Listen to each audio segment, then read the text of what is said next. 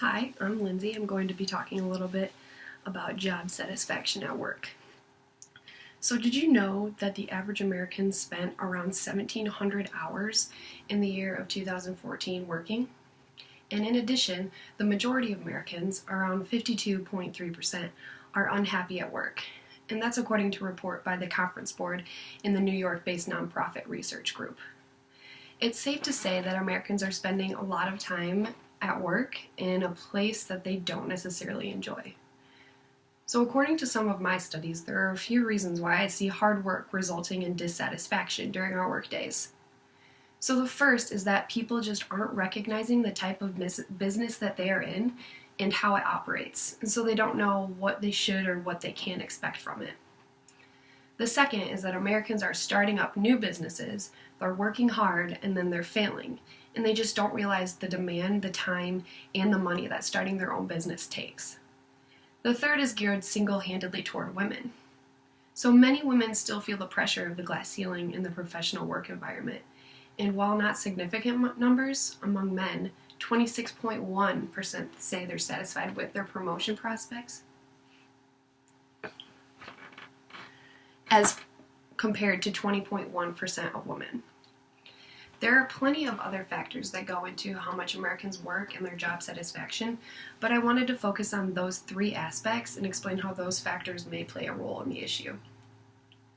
So let me talk a little bit about Gareth Morgan's book, Images of Organization. In this book, he talks about seeing organizations as different metaphors. So organizations as a machine, or as a culture, an organism, a brain, and governments, and even more types. So each metaphor offers insight as to why people may not be feeling satisfied with their jobs. And no metaphor can be true of every job, but when we look at organizations in a different light, we might be able to understand why people feel either negatively or positively toward their workplace.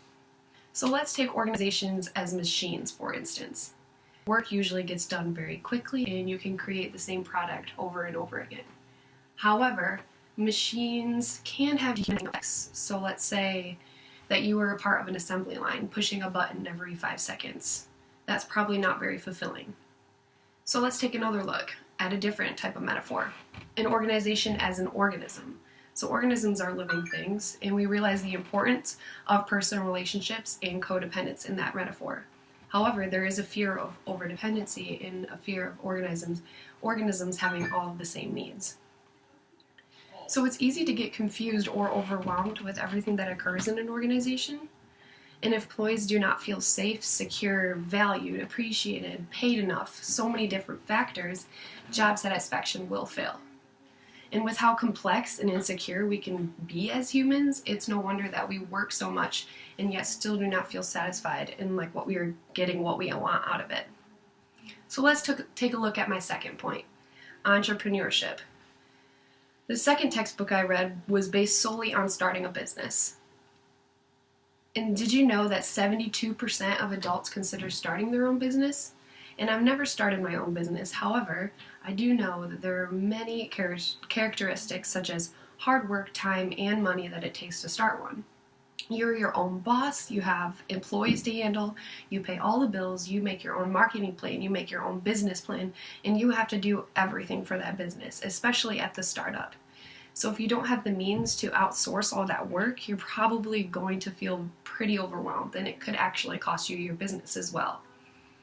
So let's just take an example of choosing where to place your business. So you can do research, and there are demographic stats available to government agencies like the Census Bureau that you can guide an entrepreneur. And you can think about where you want to put it. Do you want to put your business in a neighborhood, in a business district, in a shopping center? And if you make one wrong move, your business may fail because of it. And it takes a lot more background research than you think. However, starting your own business can really pay off, but many people just don't realize the time, money, work, and stress that it's going to cost them. And consequently, according to the SBA, only half of private establishments survive the 5-year mark, and only 1/3 make it to the 10-year mark.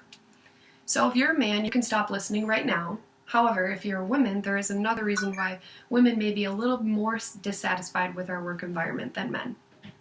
So Sheryl Sandberg, in one of her TED Talks, gave a few reasons why women aren't making it to the top ranks in their positions. So women face harder choices between professional success and personal enjoyment. Why is that? Well, it's because they have the pressure of starting a family. And technically, it seems like it would be the woman's job to leave the home or leave the workplace and go home and take care of the kids. But she gives us some advice. Do not leave before you leave. So don't assume a maternity leave a year or 2 years in advance. Just take it as it comes along and take every promotion that you can get in the way. So also don't take the manly way of running a business is the best way. We need to pay attention to the needs of others as well. So Anita Roddick, in her Images of Organization, ran her business a little bit differently, and she quoted, "I run my company according to feminine principles of caring, making intuitive decisions, not getting hung up on hierarchy, or all those dreadfully boring business school management ideas." So maybe we should focus on that. Women, be yourself. So the amount of work that Americans put forth in satisfaction they receive doesn't quite seem right. So stress at work may seem inevitable, but there are a few things we can do to increase our enjoyment. So let me just leave you off with 3 tips. The first, do what you can do and don't do what you can't do. So that seems pretty simple, but don't take on more than you can handle at work.